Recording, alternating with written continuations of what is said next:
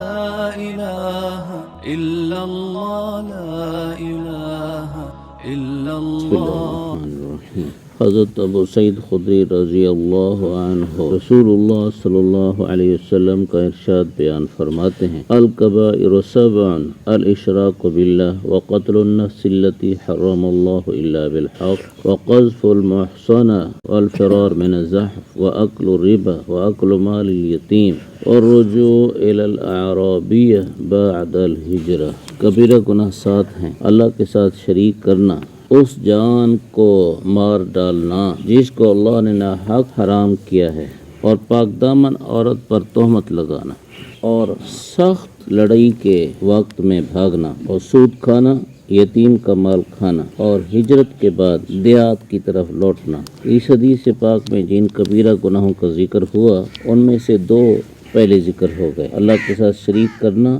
کسی محترم جان کو ناحق قتل کرنا. نمبر 3، پاک دامن عورت پر تہمت لگانا، یعنی کوئی عورت اس نے گناہ نہیں کیا اور اس کی ظاہری زندگی یہ ہے کہ وہ پاک دامن ہے، کوئی ایسے کام نہیں کرتی جس سے بدگمانی کا موقع ملے، لیکن پھر کوئی اس پر بدکاری کی تہمت لگا دیتا ہے. اللہ تعالیٰ قرآن مجید میں فرماتے ہیں: ان الذین یرمون المحصنات الغافلات المؤمنات، جو مومنات بے خبر پاک دامن عورتوں پر تہمت لگاتے ہیں، لعنوا فی الدنیا والآخرہ، دنیا آخرت میں ملعون ہیں. اور تہمت کا مطلب ہے ثبوت نہیں، آنکھوں سے دیکھا نہیں اور 4 گواہ بھی نہیں، پھر الزام لگا دیتا ہے. اس تہمت پر دنیا میں اللہ نے سزا یہ مقرر کی ہے: فجلدوہم 80 جلدہ، کہ اس تہمت لگانے والے کو 80 کوڑے لگاؤ. اس کو کہتے ہیں حد قذف. یہ سزا اس لیے ہے کہ تہمت لگانے کے نتیجے میں عورت بیچاری کی زندگی مشکل ہو جاتی ہے،